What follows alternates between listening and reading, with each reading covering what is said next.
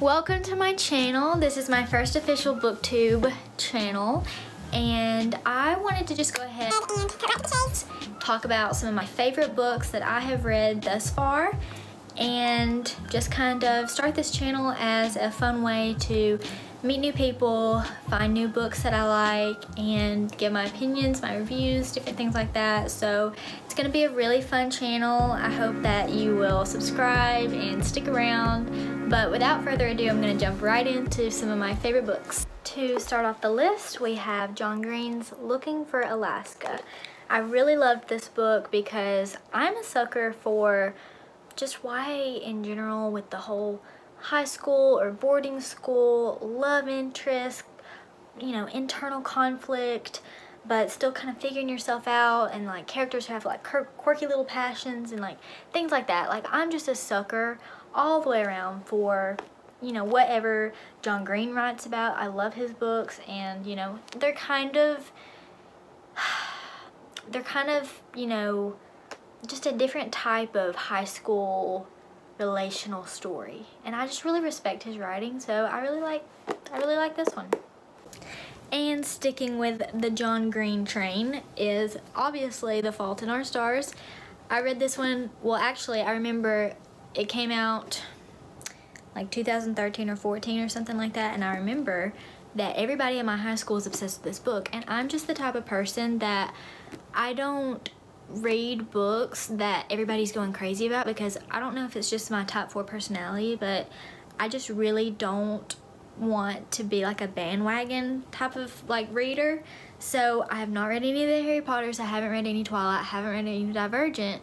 Very popular books that a lot of people are obsessed with, and I don't really know why that is. I think it's just my personality. Like, I want to read them to say that I've read them, but it's also like I didn't have a desire to because of how popular they were, if that makes any sense. But anyway, I finally gave in a couple of years later after this kind of like the hype died down a little bit, and I cried. It was so beautiful, and I really kind of like didn't want to be that obsessed with it, but anyway, I was, and yeah, so this one was a really good book, and I love John Green's work. And next on the list of YA novels is I'll Give You the Sun by Jandy Nelson. I actually just finished reading this book for my YA lit class that I love. We have like a new book every week that we get to write a response about, and it's assigned, but we actually got to pick these. And so I picked I'll Give You the Sun. I had read it before, and I wasn't supposed to do that. I was actually supposed to pick a book I hadn't read, and I don't know why I didn't listen to the directions, but I picked this one that I had read before, and I wrote about it anyway. So this is probably the freshest on my mind, and I don't know, I just really enjoy the artistic qualities of this book. You know, it's about a story of two twins, and their world is just really conflicting because they're 13 when they start out in this book, and then they go to like 16, so it's like back and forth. It like goes back in time and like to the present and things like that. So it's like what they struggled with, how they're still dealing with it, and you know, conquering their own demons and being able to overcome, and just different things. And I just really loved this book and the relationships in it. It also features a relationship that is not heterosexual as well as a heterosexual relationship. So there's like a bunch of different ideas and different types of things mentioned in this book, and I don't know, I just really liked it. So it's a great story. So this is probably my favorite book of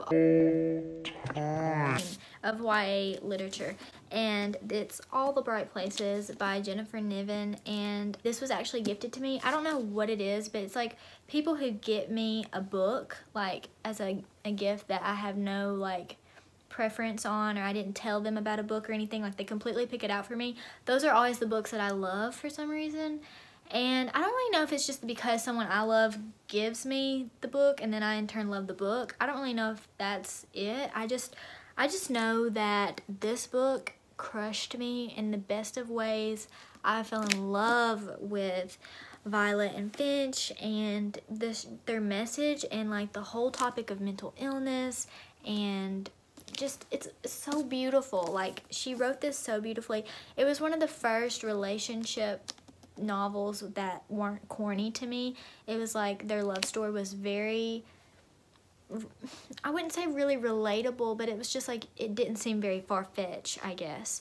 And there's just so many different things that were included, like how she talks about, like the characters mention like Virginia Woolf, and it's just like little things like that, I don't know, that just tug on my heartstrings, that are just kind of like poetic, but in like a sweet way and not like in a corny, like unrelatable way. Because I mean, like, nobody's gonna quote Virginia Woolf to each other. I mean, like, I would love that kind of relationship, but I'm just saying, like, it was just, this book is just my whole like essence of just everything that I love, just captured in one, and I just love it. So if you have not read All the Bright Places, please do yourself a favor and read it. Okay, next on the list, I might try to include like a little picture thing. I'm just gonna hold this for reference because I just really like to be holding a book. It's not necessarily this. It is the Caraval, the selection series. This one and this one are like the spin-off. I haven't finished them, I meant to, but they're on the back. These, the ones that are basically, essentially they're just The Bachelor or The Bachelorette, like, but in a fictional world with like dresses and, you know, like, it almost gave me like Hunger Games vibe, but like without the killing and without the, like, you know, kind of like Bachelor meets Hunger Games idea to me. I don't know, that's just the vibe I got, but these are like the sequel kind of to those, but I haven't finished them. I was just kind of holding these up for reference because I borrowed those from my school library at the time, and yeah, I wish I would have like bought them because they're really pretty books, but anyway, I did buy these for some reason. So, and last but not least, this one is not a YA. My iPhone storage is full, so hopefully we can get through these last few minutes. But anyway, the next book on my list is, I wouldn't really say self-help, but it's kind of just like a, if you know the genre for this, please leave it in the comments below because I'm not very educated. I'm really new to the whole booktube book community thing, so I'm hoping in time these videos are going to get better, the way I talk about them is going to get better, everything about it, so just, you know, hold out for me. But this one is Blue Like Jazz, and it is by Donald Miller, and I just really enjoyed this book because the tagline thing at the bottom says non-religious thoughts on Christian spirituality, and I've read quite a few like Christian books, and you know, being a Christian, there's a lot of times where the books I read about it is, I wouldn't say, I don't know how to explain it. It's just sometimes they just leave me feeling like not encouraged, I guess. It's kind of almost like these standards that I feel like, oh, I'm never going to get there, or I'm like, I'm never going to achieve that kind of, you know, walk with the Lord or whatever.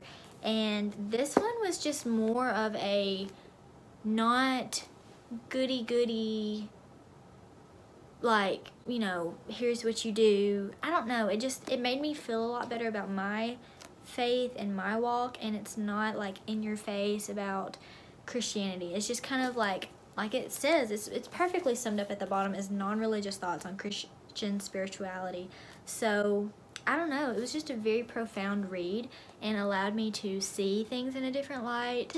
I just liked it, and yeah, so I found my chicken salad chick card, but anyway, I guess that was my bookmark. And it has these fun little pictures in there. I don't really like, I don't remember exactly the context, but it tries to illustrate a point without going over your head. Like, there's a lot of books like this that will kind of talk over you, or, you know, it's dense material, but I think that this tries to talk about a dense subject in a lighthearted way and not make you feel completely confused and hopeless and, you know, all that.